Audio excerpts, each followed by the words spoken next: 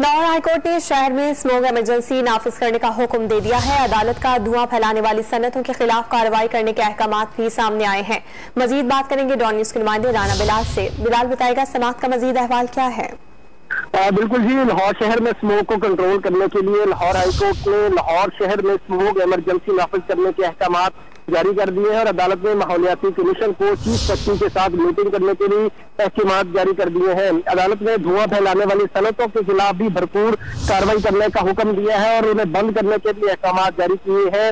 आज लाहौर हाईकोर्ट के जस्टिस शाहिद करीम ने अगर सदीक एडवोकेट और हारून फारूक समेत दीगर एक ही नौयत की मुख्तलिफ दरवाजों पर समाअत की और दौरान समाअत judicial water and environmental commission की जानिब से अदालती अहकामात बारे अमल दरामद की जो रिपोर्ट है वो भी अदालत में पेश की गई और एमडी वासा की जानिब से भी जमाओं के तदारुक के लिए जो इकदाम किए गए हैं उस पर बदली रिपोर्ट जो है वो रिकॉर्ड के साथ अदालत में पेश की गई। दौरान समाअत अदालत ने एमडी वासा की कारकर्दगी पर इज़हार इत्मीनान किया और ये भी कहा कि अगर किसी किस्म का किसी स्टेक होल्डर को कोई मसला हो तो वो अदालत से रिव्यू कर सकता है।